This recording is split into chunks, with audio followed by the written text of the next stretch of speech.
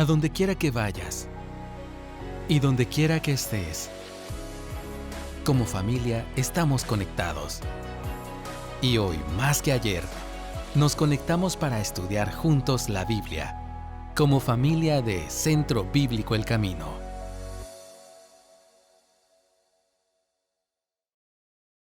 Qué grato es verles esta semana, este domingo, después de una semana, imagino que de mucho trabajo, ¿no? Después de haber pasado esa Semana Santa en las playas de Monterrico o en las playas de Puerto San José, espero no se haya bronceado mucho, únicamente lo suficiente, pero qué bueno es tenerles aquí. Definitivamente esta semana encontramos algún trabajo acumulado posiblemente en la oficina y posiblemente también hay muchas cosas que contar porque estas aventuras que uno pasa en las vacaciones definitivamente siempre dejan algo. En mi caso personal, pues nosotros nos quedamos en casa para descansar y para poder disfrutar y aprovechar de esos bendecidos servicios del viernes y el domingo. Desafortunadamente el domingo no pudimos venir por una situación familiar, pero estuvimos en realidad descansando en casa. Sin embargo, unos días antes de Semana Santa tuvimos la oportunidad con mi hija Luisa Fernanda de conocer un pueblo que se llama Churchill, está ahí al norte de Canadá. Es un pueblo pequeñito, pero tiene una particularidad y es de que los turistas llegan porque es un lugar donde se pueden ver los osos polares, ¿verdad? El mamífero y carnívoro más grande sobre la tierra. Déjeme decirle, no pudimos ver ninguno. Pero aprovechando que estábamos en Canadá, decidimos ir a conocer la isla de el Príncipe Edward. Aparte del nombre, nada interesante. Pero ya en Estados Unidos sí pudimos ver cosas muy interesantes como el Golden Gate, el Gran Cañón, o como les decimos acá en Guatemala, el Gran Cañón del Colorado. Y todo esto, mis hermanos, gracias a la aplicación de Google Earth, que tiene unos mapas fantásticos. No se ría, es en serio, tiene unos mapas fascinantes, ¿verdad? Usted casi se puede meter en las casas cuando amplía y si tiene una buena resolución en su pantalla. Así que pudimos realmente disfrutar un poco de esas cosas nuevas que podíamos conocer. Y les comento esto porque yo quiero aprovechar el día de hoy esa herramienta para mostrarles y llevarlos a conocer a usted un lugar que es importante en la historia. Pero antes de eso, quiero invitarle por favor a que cierre sus ojos y vamos a pedir la dirección de Dios en esta mañana. Bendito Dios que estás en los cielos, te damos gracias, Padre, porque nos permites reunirnos una vez más en tu casa. Y lo primero que queremos hacer, Señor, es reconocer públicamente tu poder, tu omnisciencia, tu presencia, y que conoces el corazón de cada uno de tus hijos que están aquí, conoces las necesidades. Así que, Padre, reconociendo eso, queremos pedirte de que yo en lo particular quiero pedirte, Señor, que tú tomes esta prédica y cada una de las palabras en tus manos, que sea tu Santo Espíritu el que guíe y no sea este vaso de barro. Gracias, Padre, quédate con nosotros y en tu infinita bondad quiero pedirte que des a cada uno de tus hijos de acuerdo a su necesidad. Amén. Muy bien, mis hermanos, entiendo por qué estaba sudando Quique. Me disculpan, voy a quitarme el saco, la verdad es de que aquí arriba está haciendo un calor terrible, allá porque estaba parado frente a la ventana, gracias mi amor. Pero bueno, aquí es a donde quiero llevarlos el día de hoy. Este mapa que ustedes ven acá es Grecia. Y las estrellas que ustedes ven ahí lo que ilustran es la estrella azul, es Esparta y arriba es Atenas, la actual capital de Grecia. Y estos lugares en la antigüedad eran muy importantes, particularmente estos dos por el desarrollo de su cultura, el desarrollo de sus economías, realmente eran ciudades muy importantes. El problema era de que estas dos ciudades eran enemigos acérrimos, no se podían ni ver ni escuchar uno del otro, ¿verdad? Pero resulta que hace aproximadamente como 2600 años, el esposo de Esther, ¿se recuerdan de Esther? La heroína del Antiguo Testamento que libró a los judíos de la mano del plan malvado de Amán. Pues este rey que nosotros hemos conocido, por ejemplo, en la Reina Valera con el nombre de Asuero, los griegos le llamaban Jerjes, el rey degenerado. Y resulta que este Jerjes entonces tenía por ahí algo en contra de los atenienses. Unos 10 años atrás habían derrotado a su papá y lo habían humillado. Entonces ahora Jerjes quería vengarse. Y para esto Jerjes lo que hace es que junta un ejército enorme de aproximadamente unos 200,000 hombres y además de eso conforma una flota naval de aproximadamente 1,300 navíos. Y con esta fuerza, Jerjes pretende invadir a Grecia. Jerjes entonces toma el camino que ustedes ven con su ejército, la línea roja, y se va circundando todo el mar Egeo. Y en ese trayecto, Jerjes empieza a dominar reinos y a destruir ciudades. Finalmente llegan a ese cuadrito rojo que ustedes ven ahí, que se llama las Termópilas, porque ahí se junta, mejor dicho, con la armada que le trae pertrechos y pueden reabastecerlos. Entonces resulta de que este lugar era particularmente especial porque ustedes pueden ver ahí al norte una área, una explanada donde los 200 hombres de Jerjes podían acampar y ahí podían reabastecerse. Ante esta inminente amenaza, entonces las ciudades de Grecia deciden unirse, ¿verdad? Por un lado, los fenicios conforman una flota de aproximadamente unos 300 navíos, ¿sí? Algo así como 900 embarcaciones menos que los que traía Jerjes. Y por otro lado, el ejército de tierra es conformado inicialmente por 7,000 soldados, dice la historia. Estos soldados estaban encabezados por los espartanos, específicamente por el rey Leónidas, y se hacía acompañar por 300 soldados de élite que eran su guardia personal. ¿Cuántos de ustedes acá recuerdan la película 300? No es una película muy vieja, así que los jóvenes seguramente lo vieron. Muy bien. Esta película, aunque un poco exagerada en la presentación de sus protagonistas, de los actores, lo que pretende es contarnos de alguna manera lo que en realidad sucedió, pero además de eso, exaltar el valor y la destreza de los soldados griegos. Así que estos griegos van y saben de que los persas necesitan seguirse moviendo hacia el sur a través de un pequeño paso que se llama el Paso de las Termópilas.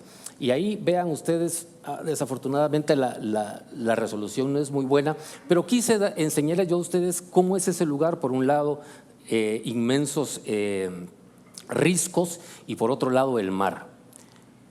Los historiadores dicen de que en aquel tiempo más o menos eran como 20 o 30 metros, ¿verdad? Y en este espacio la superioridad del ejército persa definitivamente pues no podía ser superada. Además de eso, los espartanos confiaban en la destreza de sus guerreros. Y es que los espartanos, según la historia, según la tradición, eran soldados que habían sido creados desde su infancia para sufrir castigos severos y superar grandes dificultades.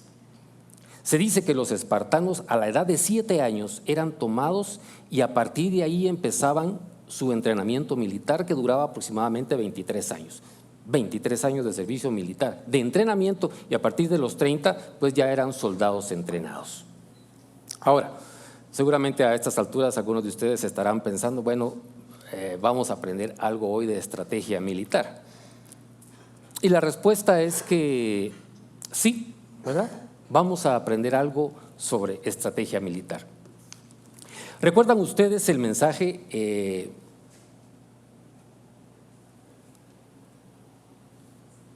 el último mensaje que tuvimos de Efesios? Omar nos hablaba de la relación que debe existir entre el esposo y la esposa, ¿verdad? Y la importancia de cómo esta relación, en la medida que se sujete a la voluntad de Dios, va a impactar directamente en la familia. Y por supuesto, como la familia es la base de la sociedad, pues obviamente impactará la sociedad. Y eso es lo importante, ¿verdad? Pero una de las características de las que Omar nos estaba hablando era de que estábamos hablando de un hogar cristiano.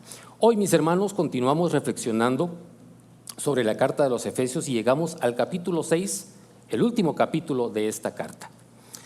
Recuerdan ustedes que a Pablo le gustaba hacer semejanza entre la vida del soldado con la vida del creyente. Y este capítulo específicamente parece ser una guía que Pablo escribe para indicarnos cómo es que debe ser un soldado, cómo deben ser las relaciones de un soldado.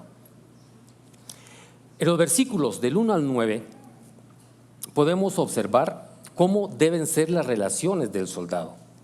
En los versículos 10 al 12 vemos cómo Pablo describe al enemigo al que tenemos que enfrentarnos.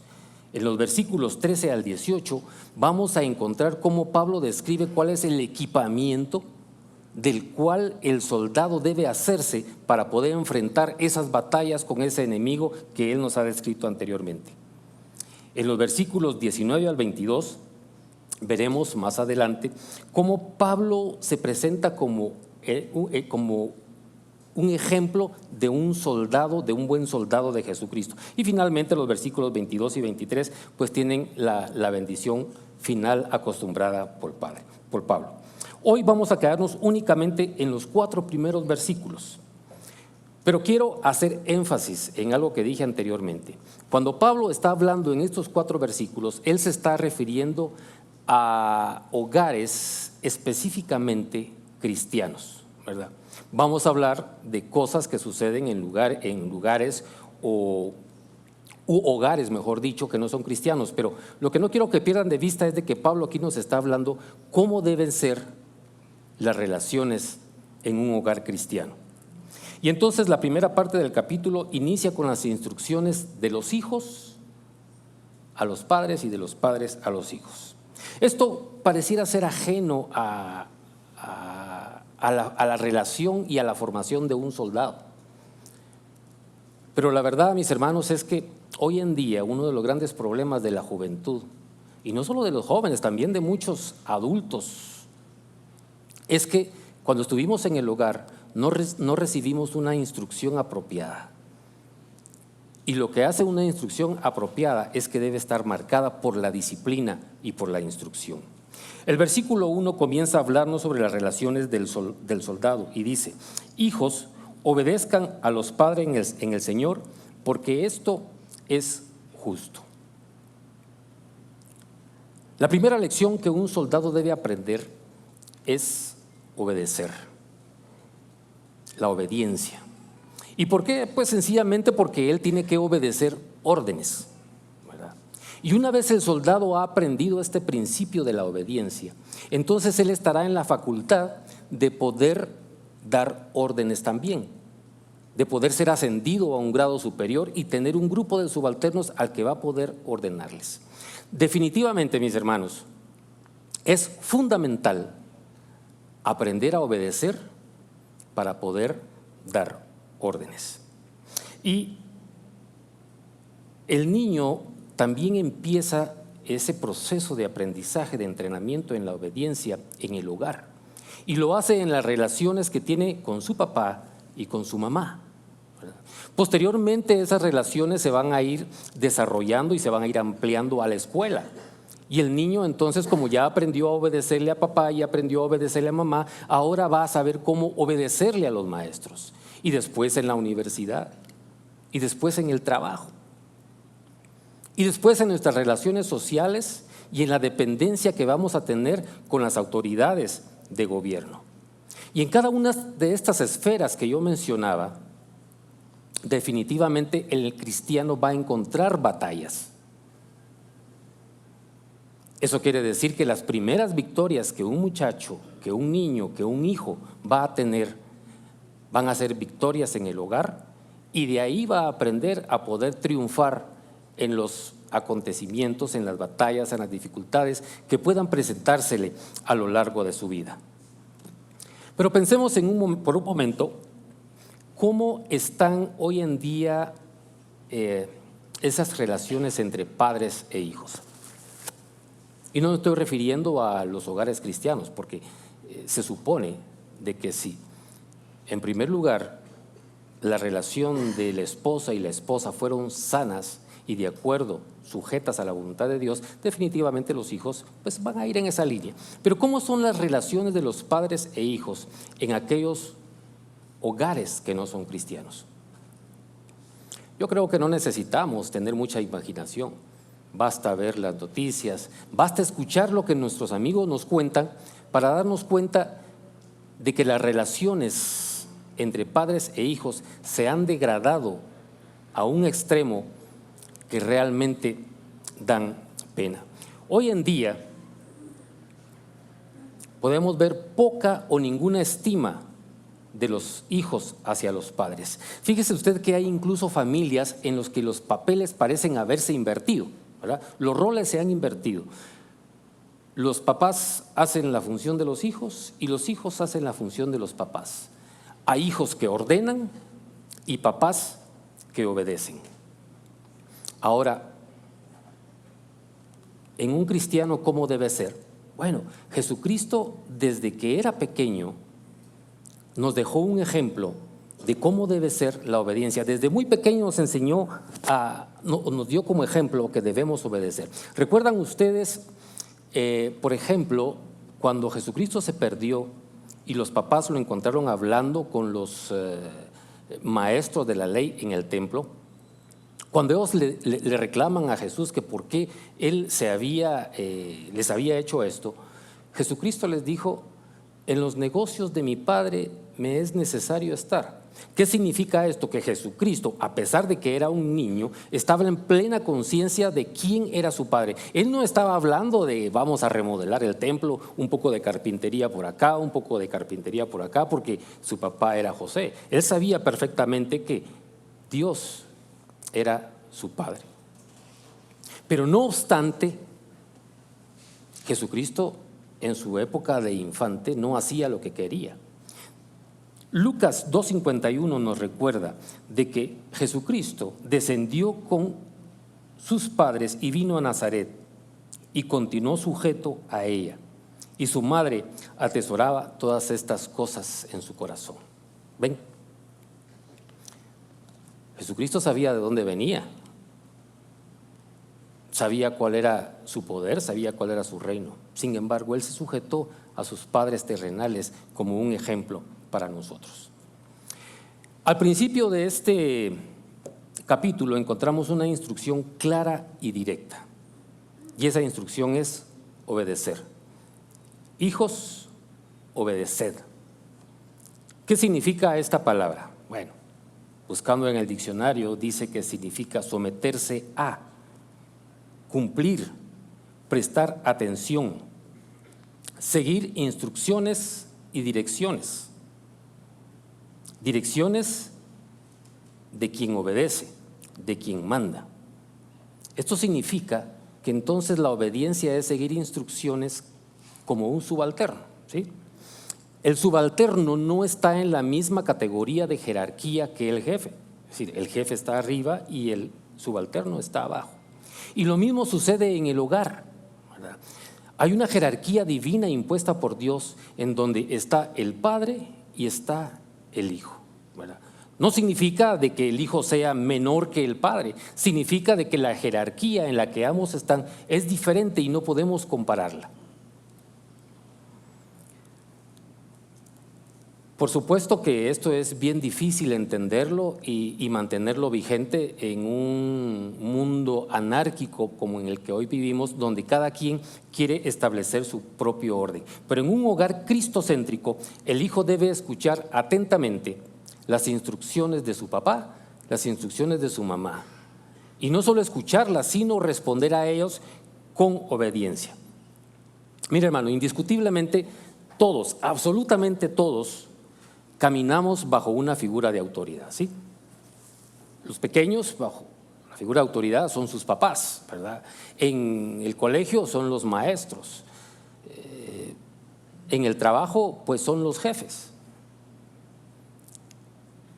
Y hay normas, hay instrucciones, y si no las obedecemos podemos sufrir graves consecuencias. Veamos un ejemplo. ¿Qué significa la luz roja de un semáforo? Alto, ¿verdad? Pare, deténgase, no siga. Esa no es una instrucción en la cual podamos decidir si queremos hacerlo, si no queremos hacerlo. No es opcional. Usted tiene que parar cuando llega a un semáforo y tiene una luz roja. Puede no hacerlo, ¿verdad? Pero hay muchas personas que a veces deliberadamente o sin intención se han cruzado la luz roja y han tenido consecuencias, ¿verdad? Quizás la más barata pueda ser pagar una remisión de tránsito, pero también significa de que por haber obviado esa instrucción puede irse preso por lastimar a alguien, puede ir al hospital por sufrir un accidente, o peor aún, puede terminar en el cementerio. Yo les aseguro de que las personas que han tenido accidentes por pasarse una luz roja, ya sea de manera intencional o no, no iban pensando en algún momento de que esa luz roja les estaba dando una instrucción y que ellos deberían obedecerla porque así fueron enseñados en su casa. Seguramente algo tan intrascendente no traería consecuencias a su vida y desafortunadamente así fue.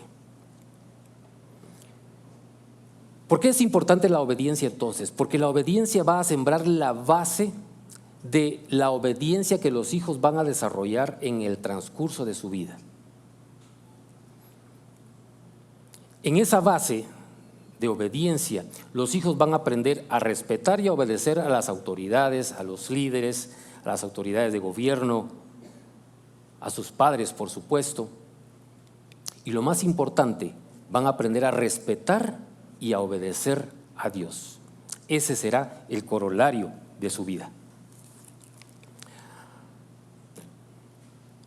Ahora, Pablo decía, obedezcan, ¿verdad? Pero esa obediencia no es una obediencia incondicional.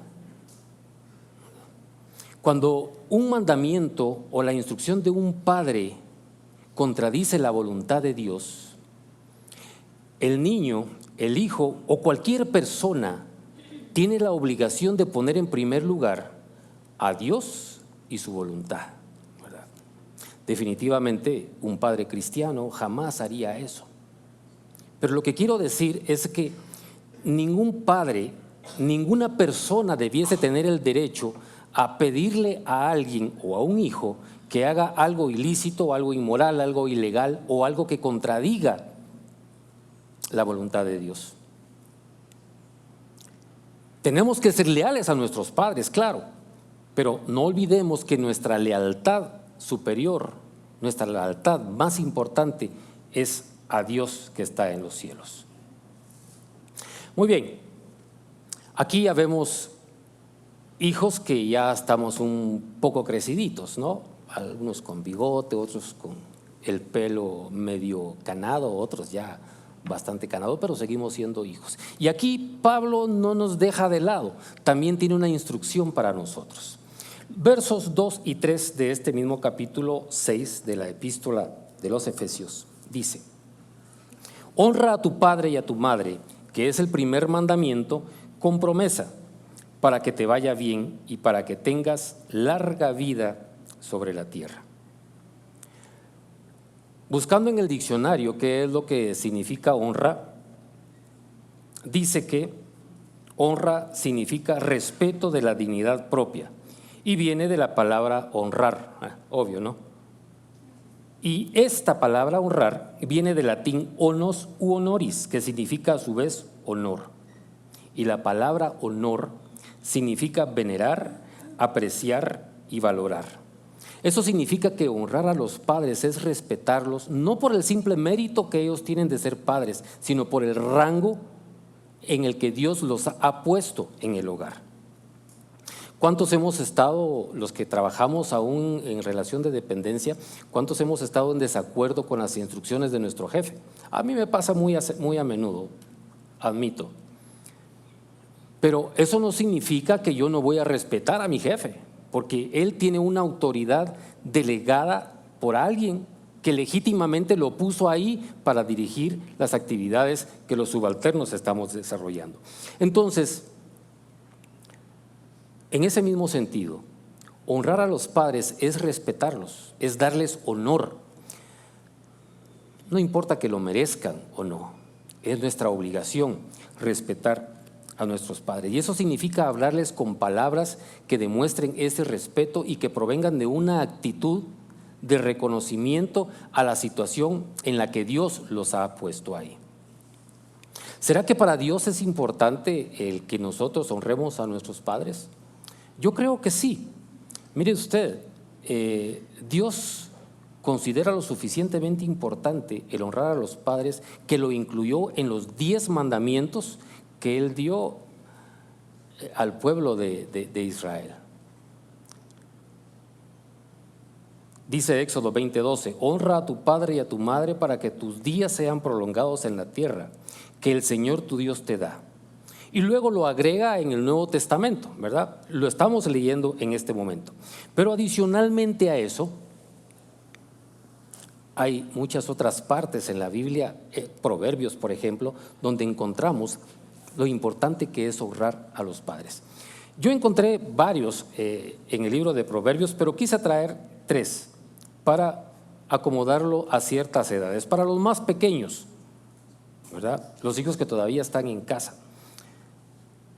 Capítulo 1, verso 8 dice, hijo mío, atiende la instrucción de tu padre y no abandones la enseñanza de tu madre. Para los más grandecitos y que porque ya les salió un poquito de bigote creen que pueden hacer lo que quieren, Proverbios 13:1 dice, el hijo sabio acepta la corrección del padre y el insolente no hace caso de reprensiones. Y para los que estamos un poco más creciditos como yo, el capítulo 30, verso 17 dice, el que mira a su padre con desprecio y se burla de su madre anciana, merece que los cuervos le saquen los ojos y que las águilas los devoren. Menos mal que en Guatemala no hay cuervos, ¿verdad? Pero hay sopilotes y esos son más grandes, más feos y son más atrevidos. Hay un dicho que dice que el honor engendra honor y definitivamente a la luz de la palabra, Dios no va a honrar a aquel que no obedece el mandamiento de Dios de honrar a sus padres. Ahora, mis hermanos, la verdad es de que a veces honrar a los padres no es tan fácil, ¿verdad? No es divertido tampoco. Y a veces, incluso en nuestra propia condición humana, pareciera imposible. Pero déjeme decirle de que el honor que nosotros les demos es un camino seguro para el propósito de nuestras vidas, que es glorificar a Dios. Muy bien, dejemos a los hijos por un momento, ¿sí? Vayamos ahora a ver qué nos dice Pablo a nosotros los padres. Y ustedes, padres, no provoquen a ira a sus hijos, sino críenlos en disciplina e instrucción del Señor. Después de Pablo haberse dirigido a los hijos, ahora aquí se centra en los papás, ¿verdad? Y aquí hay una instrucción en las que las mamás deben sentirse aludidas también, pero pareciera ser que este énfasis acá está específicamente al padre. Creo que por 2 razones. Primero, porque es sobre ellos, sobre quienes descansa la responsabilidad de educar y dirigir a los hijos. ¿Recuerdan ustedes el mensaje anterior de Efesios? Omar nos decía de que el hombre es la cabeza de la mujer y por lo tanto del hogar. Entonces, ¿de quién es la responsabilidad de criar a los hijos? Mire, yo tengo un amigo que con frecuencia dice, bueno, yo me levanto temprano, voy a trabajar, regreso cansado, así que ella que se encargue de los patojos, ¿verdad? Ella que los guíe. Pero en el hogar cristiano no es así la cosa, mi hermano, ¿verdad? No es así como funciona, ¿verdad? El papá es el responsable de la educación y de la instrucción de los hijos por ser la cabeza del hogar.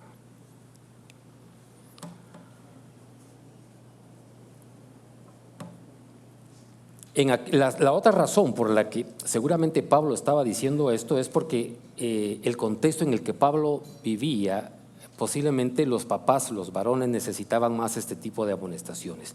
Y es que en los tiempos de Pablo las familias eran aún más disfuncionales de lo que son hoy en día. En algunas culturas griegas y romanas los papás gobernaban su hogar de una manera arbitraria y abusiva, ¿sí? El papá tenía el poder de la vida y la muerte sobre su familia. Se dice de que cuando un bebé nacía, el bebé recién nacido era traído y se ponía a los pies del papá.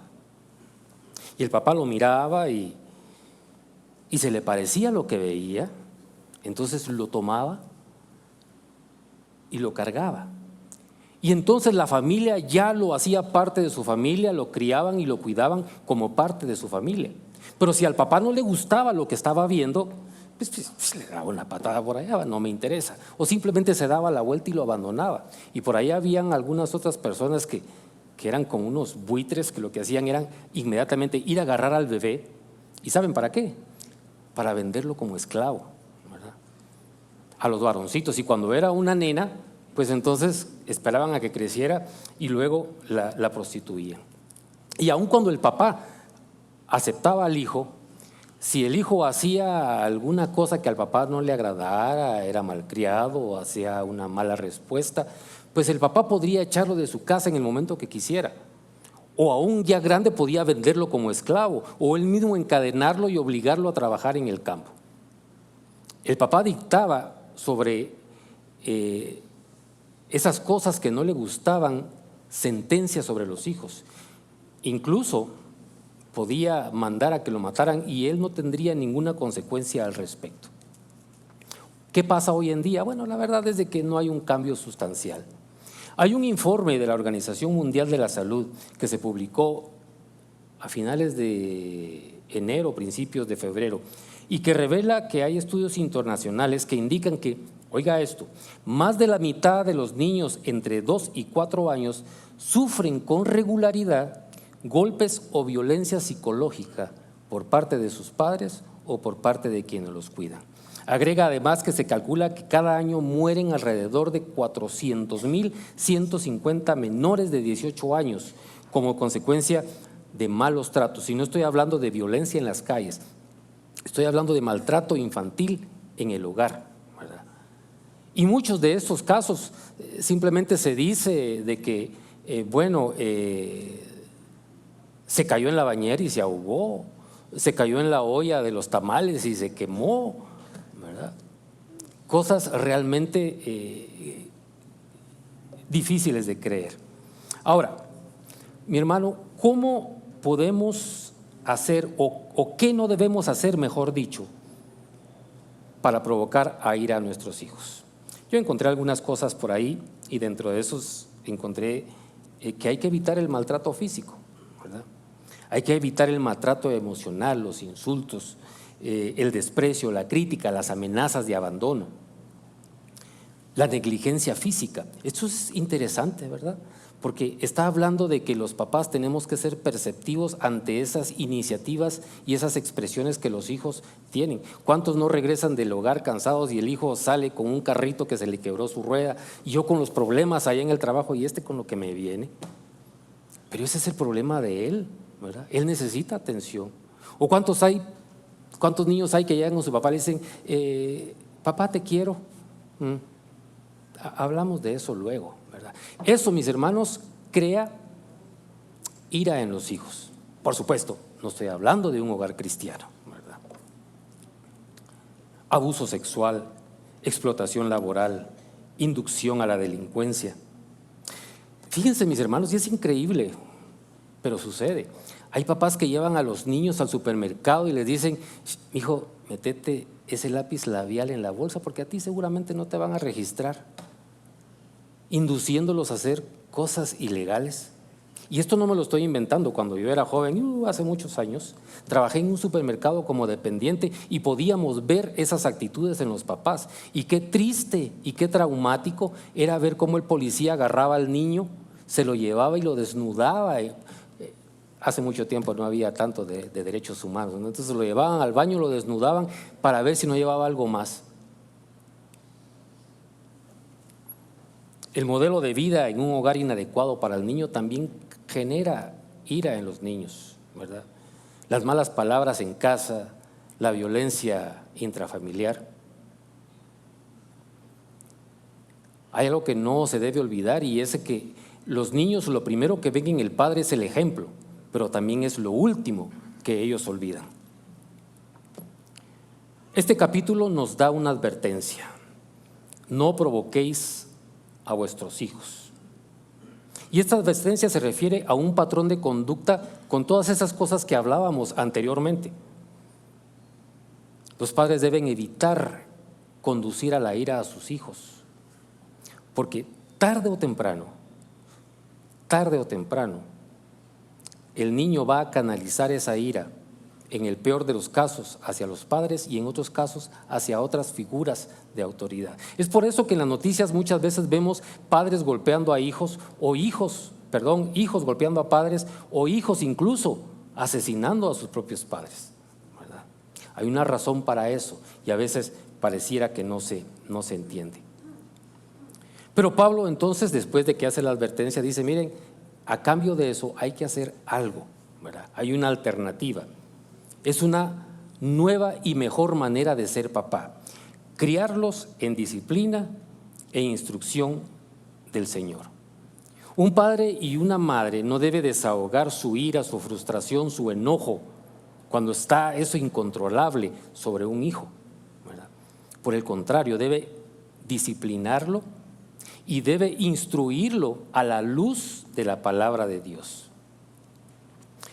Por eso dice: instruirnos en el Señor, ¿verdad? De acuerdo a la voluntad de Dios. El escritor de Proverbios nos cuenta algo de si debemos o no debemos, o cómo debemos corregir a veces a nuestros hijos.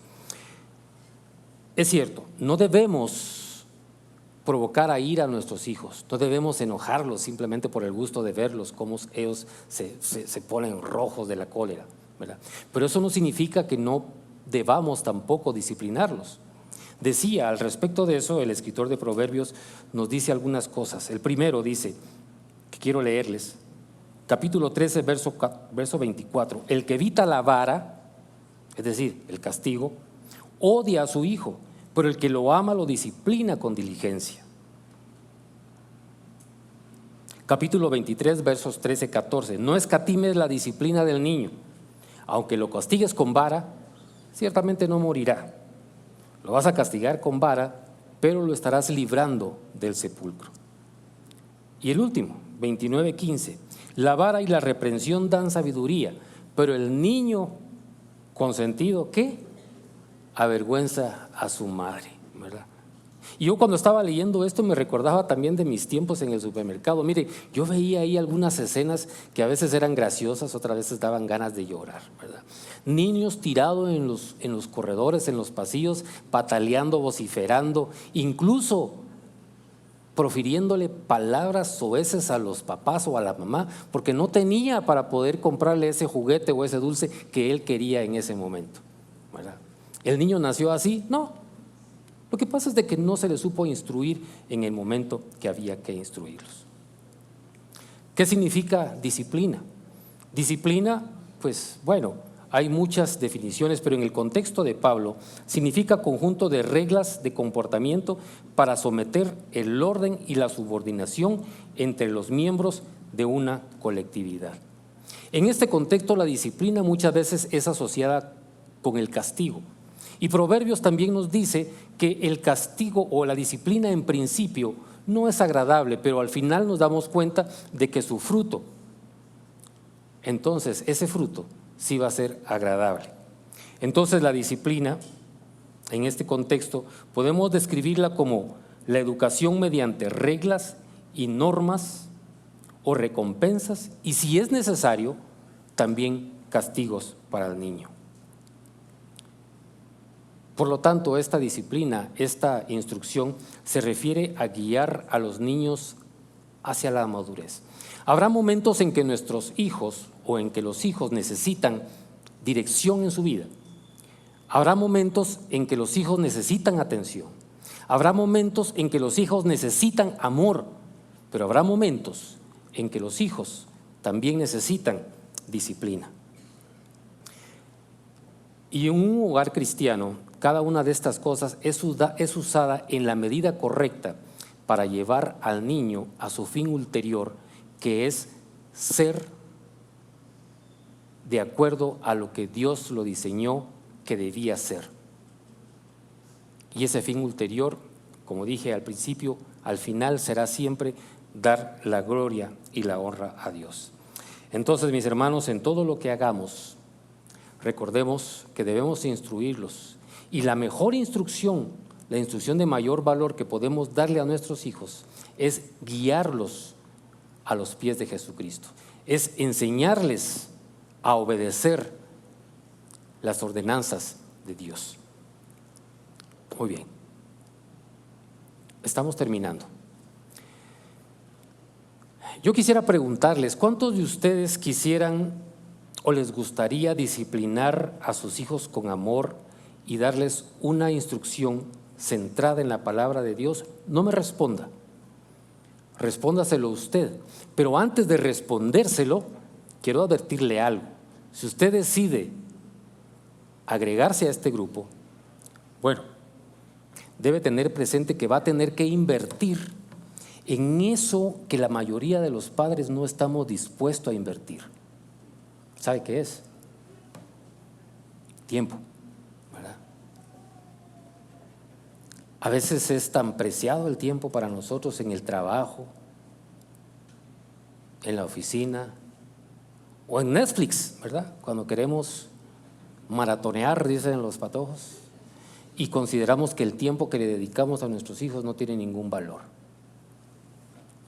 Muy bien, quiero concluir con esto.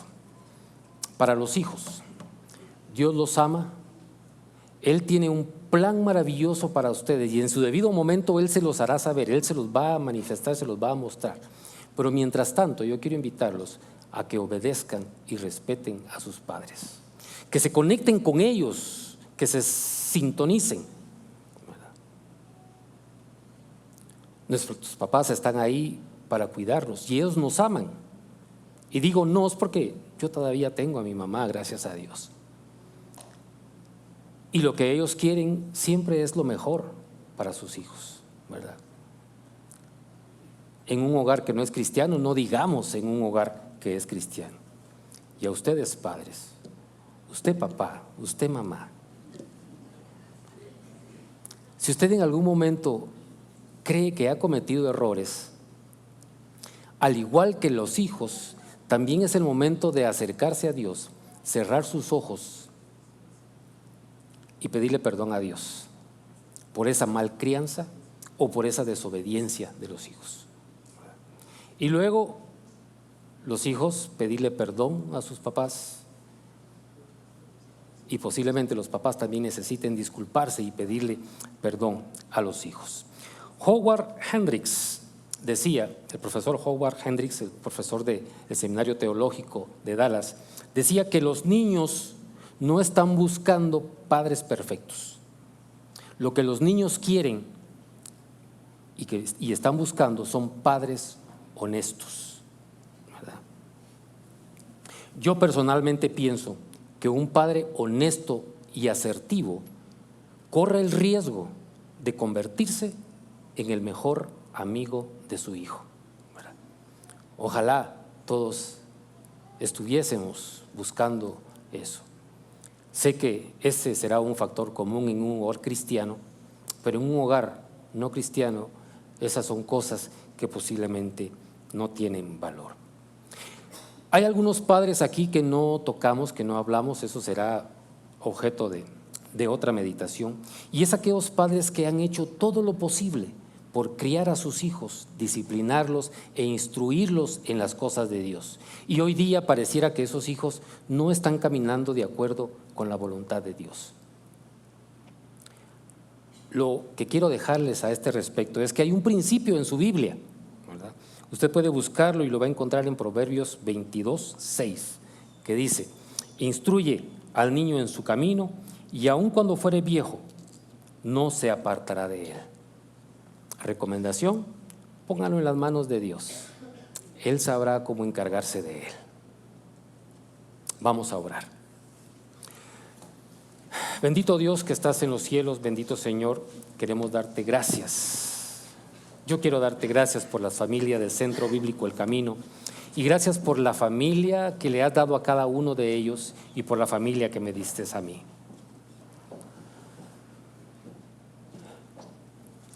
Entendemos que la decadencia de nuestras sociedades es un reflejo de cómo los padres han pretendido orientar y cuidar a sus hijos.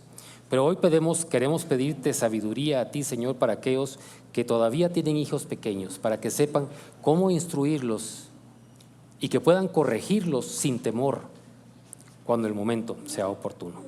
Danos el carácter, Señor, darnos la gracia para poder hacerlo. Y en cuanto a nosotros los padres,